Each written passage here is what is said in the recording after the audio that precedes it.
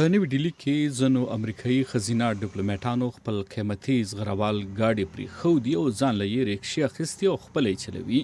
دا امریکایي ډپلوماټان چې د خپل کار ځایونو ته هم په رکشو کې ځي وايي دا کار دوی لا نور خپلواکه کوي او دوی ته له عام ولس سره د رابطو جوړولو موقع په لاس ورکوي. I think that diplomacy is not all high level. زما په خیال سفارتکاري یوازې د لوړې کچې او رسمي نه بلکې عام ولس سره ملاوېدل، د خلکو یو بل پیژندل او اړیکې جوړول دي او دا هغه څه دي چې زه په رکشه کې کولی شم.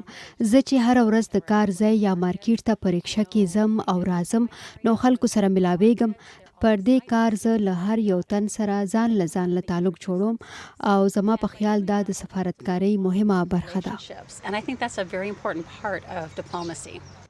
دا کار لومبی امریکایي سفارتکارې ان ال میسن شروع کړ.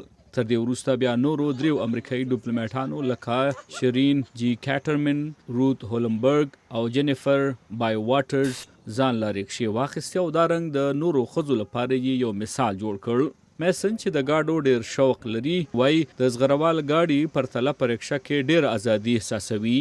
I've had a lifelong love of vehicles. ټول عمر مې له ګاډو سره مینه پاتې شوې، نو چې چېرته هم تللی یم د ګاډو په اړه مې ځانګړي څه لیدلي دي، خو زما په خیال د رکشې په شان ځانګړتیا هیڅ کې نشته.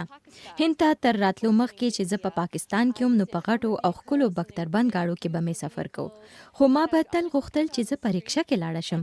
نو چې کله هند ته راغلم نو ما سره موقع وه چې یوه رکشه واخلم نو سمدستي مې واخسته. And I had the opportunity to buy one. I took it immediately. تر دې مخکې په هند کې د مکسیکو سفیر ملبا پریا هم د خپل شخصي استعمال لپاره رکشه په کرایه نیولې وه، خو بل چا به ورلا چلوله.